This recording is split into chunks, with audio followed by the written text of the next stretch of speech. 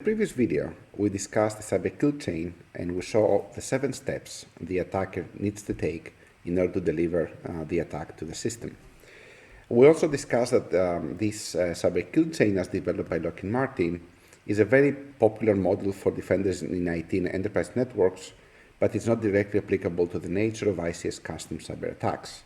And it's often the case that the attacks that take place in the OT environment are 2 stages. One will be first reconnaissance, but the reconnaissance part includes also all these steps as exploitation, because in order to get information you want from the system itself, you have to go all the way to exploitation and command and control, similar to what Stuxnet did, in order to get enough information out to be able to develop, test, and deliver an ICS attack. And this is important because to deliver an ICS attack that is meaningful and will create some damage, for example, again, physical destruction or turning off electricity, then you have to be aware of the system exact configuration, of the automation processes, the engineering decisions, safety systems. There's so many parameters that you need to know the exact details of in order to create an attack that will actually succeed. So for that, for the reason, SANS has developed what they call the ICS cyber kill chain. And with this cyber kill chain for ICS, there are additional opportunities for the defenders to increase the adversary cost of an attack. Remember, the idea behind the first kill chain is that you try to kill the attack in every step of the process. If we create more steps, then we'll have also more opportunities to stop the attack and ensure that the attacker won't be able to reach their goal. So the ICS cyber kill chain can be seen as 2 stages, and the first stage is very closely related to what we saw before as the first one, the original cyber kill chain.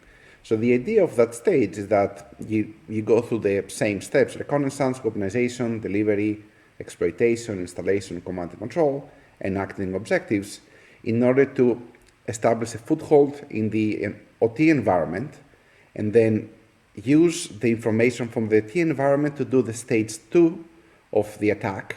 That will be the ICS attack, development, and execution.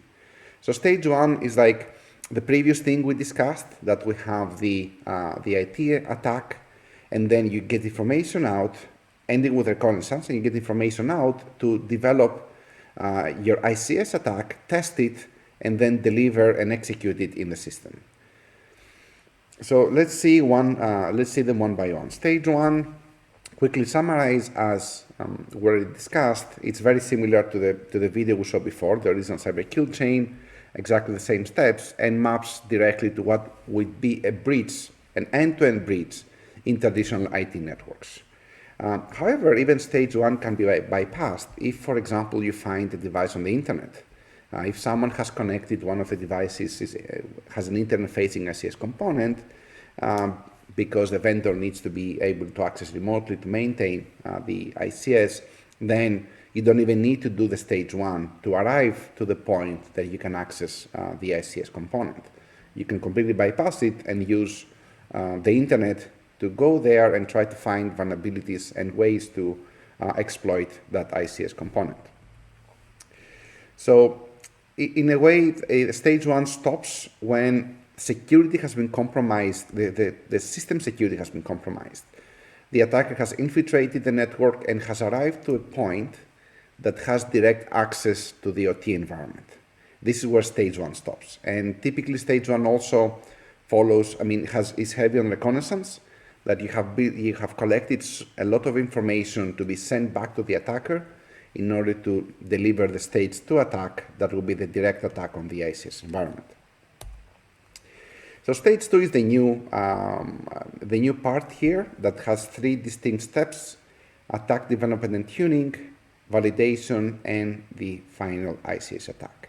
So starting with step 1, attack, development, and tuning, here the attacker will develop a new capability to affect the specific ICS implementation. In the example of Stuxnet, the attackers developed the capability of destroying centrifuges, but then they have to know the physical properties of the centrifuge. They have to know the technology that we use to build them, the manufacturer, the normal operating speeds. How can they exactly be broken? Because if one was manufactured in Finland, it will break probably differently than the one manufactured in Iran. So you develop a capability to affect the exact ICS implementation to deliver the desired impact. So to do that, most probably you will get data out. So this development will happen in-house within the attacker's premises through extraordinary data. So you have the malware at stage one, the end of stage one, delivering data back to the attacker. The attacker will in-house develop the attack and then send it back to the compromised operating technology environment. It has to be the alternative would be for the attack to be developed in field while the attacker is in the system to develop it there, but then there are higher chances of the attacker being detected while they're trying their things directly on the operation technology environment. So, and if that's the case, then something has gone horribly wrong already in so many other fronts. So, because this attack development takes place outside the environment of the attack, of the target system, then it's very difficult to detect because you don't know that this is happening. It's not happening in your system, so you cannot detect it. There's also could be significant delay between the end of stage one and starting stage two, because by the time you collect enough information and you start developing the attack, it could take you weeks, maybe months or years to develop and test your technique. So by the time of first compromise to the time of the attack, the ICS attack delivery, you could have much time, and that actually is something that defender can use to their benefit, because there's enough time, maybe the malware will be discovered and removed before the attacker has the ability to update it with the ICS specific attack vector. Second step after attack development would be validation of the attack. Remember, and I keep emphasizing that for an ICS attack to take place, you have to create a very, very, very, very specific attack. It has to be very well crafted. It has to know the exact PLC firmware version, the exact device, the exact actuator used, both in terms of when it was manufactured, by whom, the exact properties of it. Everything has to be known to the exact detail in order for the attack to be successful. Otherwise, there's a very high chance the attack will fail at some point. That's why validation is essential here, and that's why we need this extra step in the kill chain, because validation is a very important part of the process. And this is where the attackers are creating a replica of the system in-house again. Like in the case of Stuxnet, they probably had the Siemens PLCs and the actual centrifuges, the physical equipment, the actual actuator used, and they were testing how the actuator, the centrifuge, would have been physically destroyed by what commands from the PLC. So they set up a test bed, like a small-scale test bed in their environment, and they were testing the capability on that system for the validation phase. But even, this is a more advanced attack, but even more simpler attacks, such as scanning the network, can cause denial of service, for example, and then that may not be desirable because you want to do reconnaissance only and not break the system. So you have to test even if network scanning is creating some disruption to the system that you're trying to attack. So in order to do the testing, as I said before, you have to acquire the physical equipment. You have to buy the PLC, to buy software, and this is not something someone like a utility can know, because the vendor knows who's buying what. However, since this has been identified to be a problem and the validation step is also identified to be a critical step in the process, maybe there could be a government organization that checks, there's this entity that buys Siemens PLCs and they shouldn't because they don't have any use of them. So there could be a way to identify end user acquisitions that could be an indicator of a stage 2 attack, that someone found out this utility, this company is using that vendor. So I'm going to the vendor, I'm buying this, and I'm testing them in my system.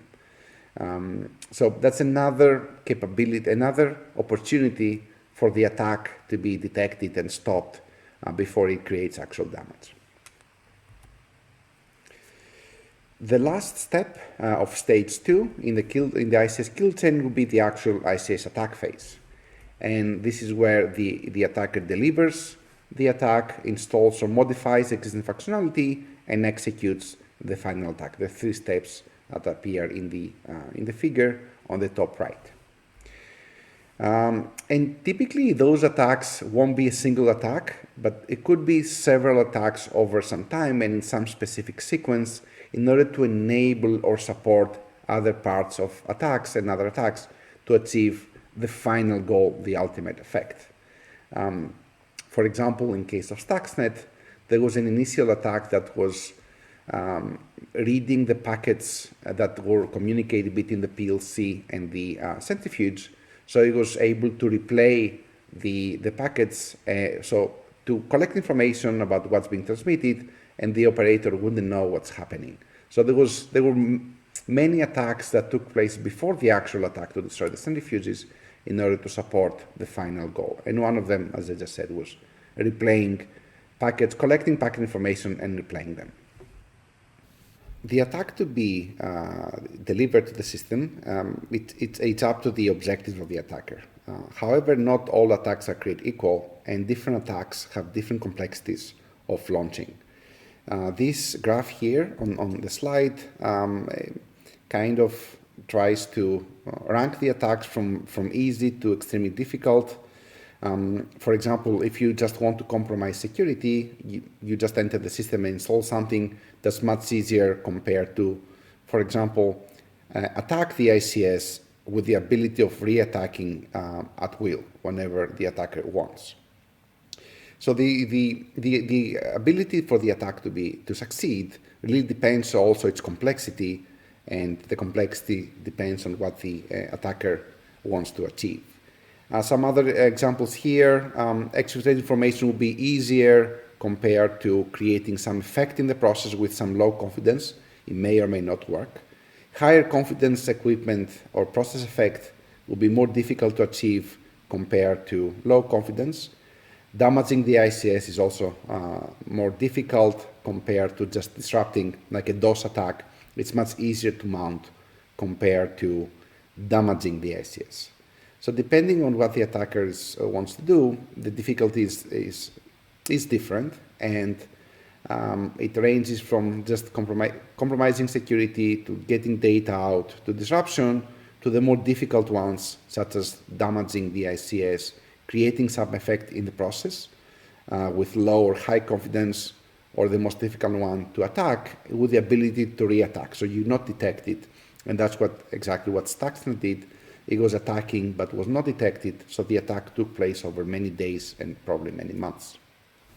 Loss, denial, and manipulation. So loss can be further characterized as loss of view or loss of control. Denial is also the same denial of view, denial of control, but also introduces denial of safety. And that, for example, happened with the Triton attack, where the safety systems were attacked in order to deny, well, to make sure that the safety systems wouldn't be enabled in case of something going wrong in the ICS. And in the manipulation category, there's manipulation of view, control, and safety, but there's also manipulation of sensors and instruments, in that what Stuxnet did by manipulating the instruments, the readings of the sensors that the operators would see, and they wouldn't be able to understand or detect that something was going wrong. So to conclude with the stage 2 part of the ICS kill chain, the attacker uses whatever knowledge was gained in stage 1, that was the IT intrusion, to specifically develop and validate and attack the ICS. Develop the capability, validate the attack, and actually perform it to the system. There are many ways to attack an ICS environment, but the most common ways would achieve some functional impact that will either be loss, denial, or manipulation. And because they're sensitive equipment, even simple interactions with ICS applications may result in unintentional outcomes. When you're just accessing a PLC, you may create some kind of an undesired effect to the process that may make the attack visible, or may create some kind of a weird operating condition of the system itself. Before I conclude this video, I also wanted to remind you that what we saw in the threat modeling part of the class, and we discussed the MITRES kill chain, the attack kill chain. And even though at that stage it was used as a threat modeling methodology framework, it has been created to resemble a kill chain. So you can actually use MITRES as well, because it's a bit more extensive compared to the original kill chain, and there are similarities between all of them. The initial one was absorbed by the SANS one, but MITRES is introducing a few more things that are also ICS specific. So the initial access to execution, persistence, we saw that installation, evasion, discovery, lateral movement, collection, command and control appears again, and these three are more process-oriented: inhibit response function, impair process control, and impact. So you can go back to the video we're discussing that, or go to the website and see all the steps. And here the idea of this kill chain is the same, that you can try to stop the attacker at every step of the chain. So you can stop them from having initial access, you can stop it before they can execute code, you can detect whether they're trying to persist in the system, whether they're trying to evade detection, and so on and so forth. So the kill chain can also be, the threat modeling framework can also be repurposed as a kill chain.